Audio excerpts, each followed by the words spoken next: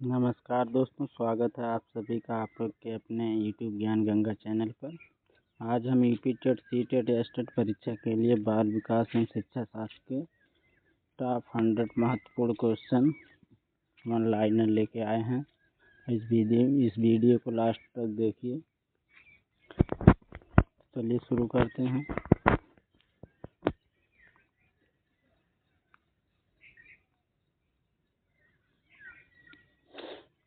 मनोविज्ञान के जनक के रूप में किसे माना जाता है? आंसर है विलियम जेम्स को। आधुनिक मनोविज्ञान के जनक कौन है? William Wundt. फटाफट देखिए एकदम जल्दी। बाल विकास का सर्वप्रथम वैज्ञानिक विवरण किसने प्रस्तुत किया? पेस्टोलॉजी ने। बाल विकास का अध्ययन किस आयु वर्ग तक किया जाता है? गर्भावस्था से किशोरावस्था तक।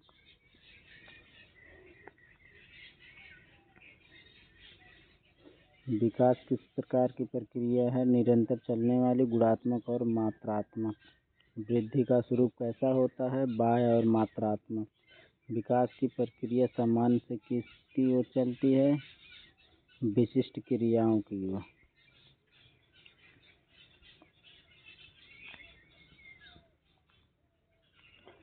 शिरोध पदोन्मुखी सिद्धांत के अनुसार विकास की दिशा क्या होती है? सिर से पैर की ओर।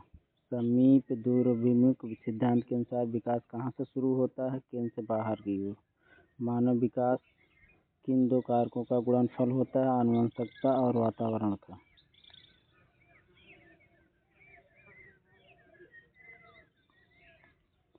बालक के समाजीकरण की प्राथमिक संस्था कौन सी है? आंसर फैमिली या परिवार। विद्यालय और मीडिया समाजीकरण की किस प्रकार की संस्थाएं हैं? इसका आंसर है द्वितीयक संस्थाएं।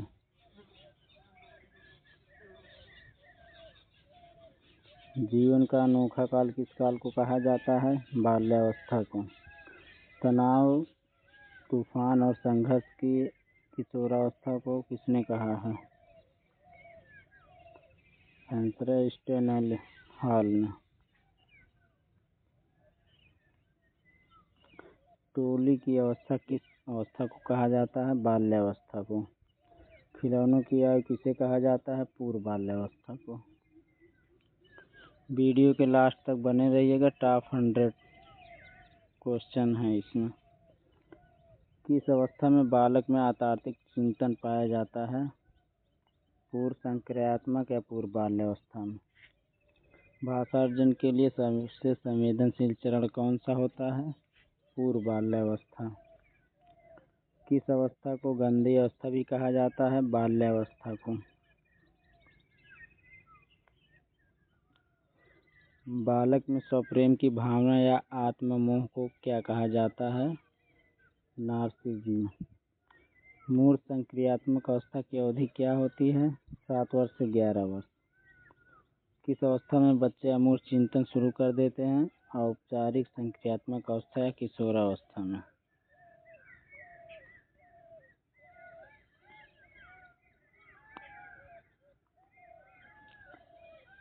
लड़कों में मात्र विरोधी ग्रंथि को फ्रायड ने क्या नाम दिया?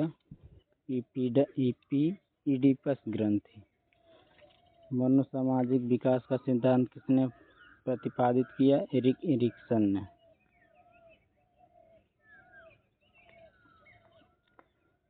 किशोरावस्था में पहचान संकट की बात किसने की है?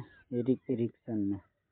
जीन पियाजे कहाँ के मनोवैज्ञानिक थे? स्विट्जरलैंड के।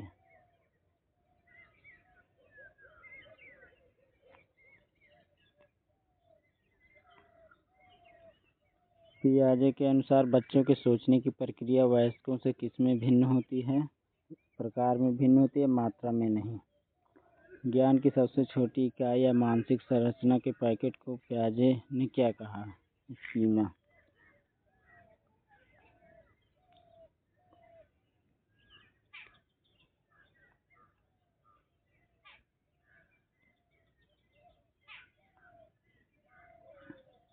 पुरानी जानकारी में बिना कोई बदलाव किए नई जानकारी को शामिल करना क्या कहलाता है? आत्मसातीकरण। पुरानी जानकारी या स्कीमा में संशोधन करके नया स्कीमा बनाना क्या कहलाता है? समायोजन। वस्त अस्थायी का गुण प्याजे की किस अवस्था में आता है? संवेदीगामक अवस्था में।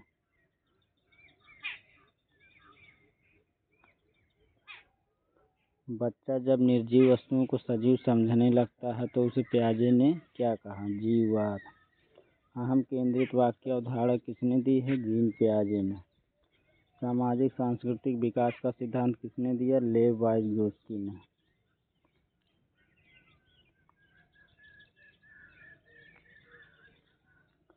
वाइगोत्स्की के अनुसार विकास में सबसे महत्वपूर्ण कारक कौन से हैं? समाज, संस्कृति और भाषा। जीडीपी का पूर्ण रूप क्या है? Zone of proximal development. Vygotsky के अनुसार वह अस्थायी सहायता जो वयस्क बच्चे को देते हैं क्या कहलाती है? पाड़, ढांचा या मचान, इसके फोल्डिंग।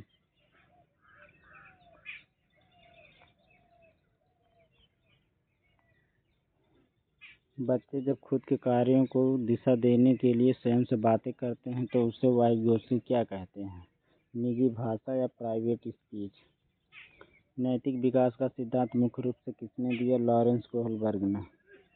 कोहलबर्ग के सिद्धांत में हिंज की द्विधा का संबंध किससे है? नैतिक तरकड़ा से।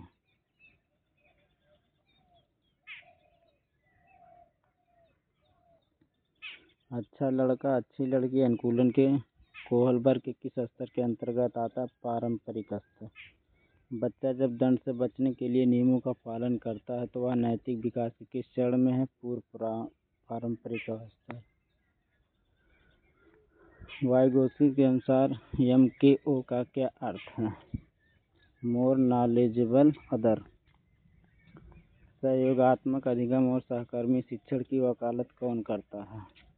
लेव वाइगोत्स्की।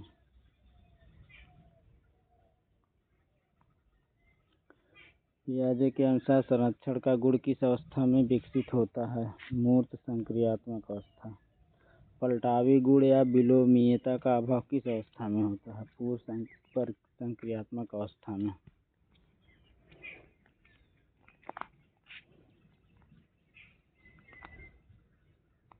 कोहलबर्ग के किस चरण में सार्वभौमिक नैतिक सिद्धांत आते हैं? 6वें चरण में। पियाजे के अनुसार संज्ञानात्मक विकास के कितने चरण हैं? 4 चरण हैं। पहले विचार आता है फिर भाषा या कथन किसका है? जीन पियाजे का। पहले भाषा आती है फिर विचार या कथन किसका? लेव वाइगोत्स्की का। अधिगम का सामान्य अर्थ क्या होता है? व्यवहार में होने वाला अपेक्षाकृत अस्थायी परिवर्तन। प्रयास एवं त्रुटि का सिद्धांत किसने दिया? एडवर्ड एल थॉर्नडाइक ने।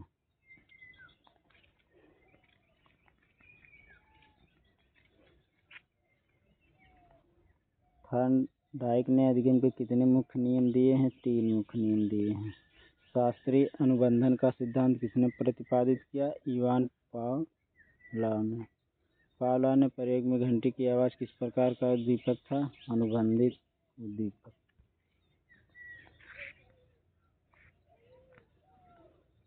क्रिया प्रसूत अनुबंधन का सिद्धांत किसने दिया? BF स्किनर ने। स्किनर ने व्यवहार को आकार देने के लिए किस तत्व पर सबसे अधिक बल दिया? पुनर्बलन पर। अंतर्दृष्टि या सूझ का सिद्धांत किसने दिया? कोहलर, कोफ्का और वर्दीमन ने। कोहलर ने जिस चिंपैंजी पर प्रयोग किया था उसका नाम क्या था? सुल्तान। सामाजिक अधिगम का सिद्धांत किसने दिया? अल्बर्ट बंडूरा ने। अधिगम स्थानांतरण में सकारात्मक स्थानांतरण क्या होता है? जब पुराना सीखा हुआ ज्ञान नए ज्ञान को सीखने में मदद करे। बुद्धि का एक कारक सिद्धांत किसने दिया? अल्फ्रेड बिने ने।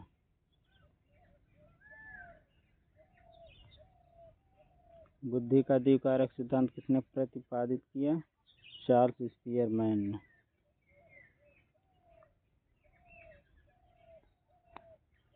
बुद्धि के बुद्धि सिद्धांत के प्रतिपादक कौन हैं? Howard gardener.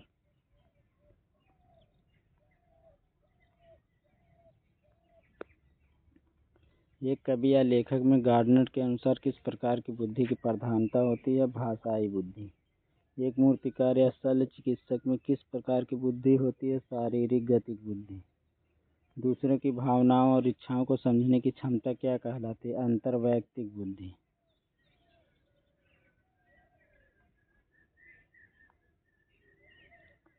स्वयं की भावनाओं और शक्तियों को समझने की क्षमता क्या कहलाती है? अंतर्वैयक्तिक बुद्धि।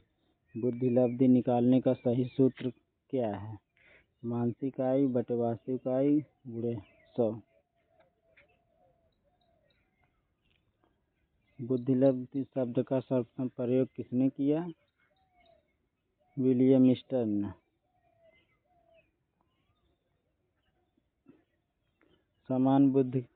समान बालक की बुद्धि लब्धि कितनी होती है? 90 से 109 के बीच। बुद्धि का त्रिआयामी सिद्धांत किसने दिया? जेपी गिलफोर्ड ने। तरल और ठोस बुद्धि का सिद्धांत किसने दिया? आरबी कैटल ने। अधिगम अक्षमता का सर्वप्रथम प्रयोग किसने किया? सैमुअल किर्क ने। पढ़ने से संबंधित अक्षमता या विकार को क्या कहा जाता है? डिसलेक्सिया। गणित या गणना से संबंधित विकार को क्या कहा जाता है?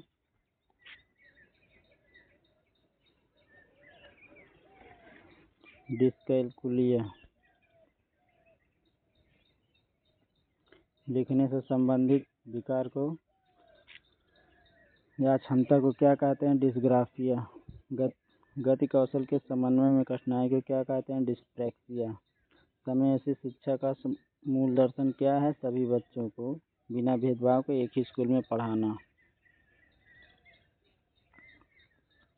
बाल केंद्रित शिक्षा के समर्थक भारतीय विचारक कौन थे? गिजुभाई बधेका। प्रगतिशील शिक्षा की अवधारणा किसने दी? जॉन डीवी ने।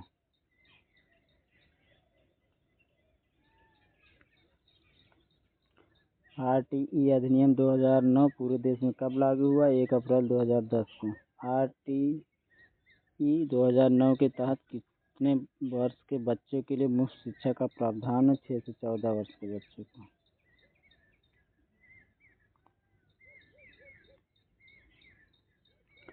आरटीई 2009 के अनुसार प्राथमिक स्तर पर छात्र शिक्षक अनुपात कितना होना चाहिए?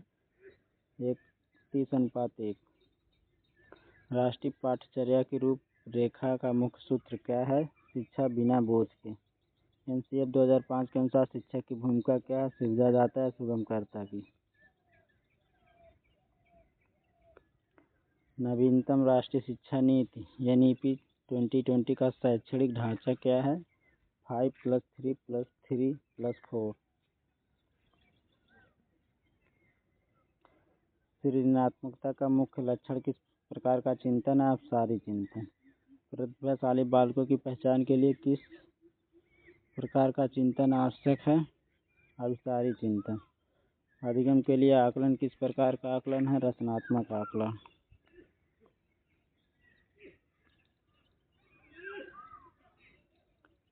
अधिगम का आकलन किस प्रकार का आकलन है? योगात्मक आकलन। सीसीई का पूर्ण रूप क्या है? Continuous and comprehensive evaluation.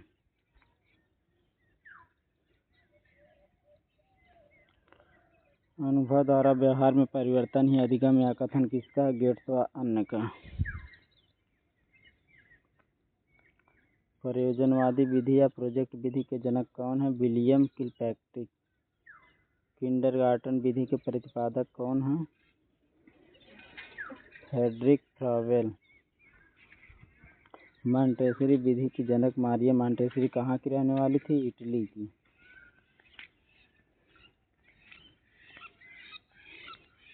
Gene पियाजे ने नैतिक विकास के कितने स्तर बताए हैं? 2 स्तर।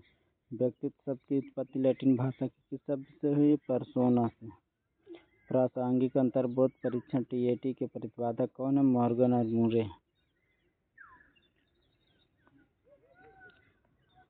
शाही धब्बा परीक्षण किसने दिया? हरमन रोसन। तो इस वीडियो को पूरा लास्ट तक देख के जाइए। अब आज का क्वेश्चन समाप्त होता है। टॉप 100। मिलते हैं नेक्स्ट वीडियो में। अगर वीडियो आपको अच्छी लगी हो तो हमारे चैनल को लाइक, सब्सक्राइब एंड शेयर करें।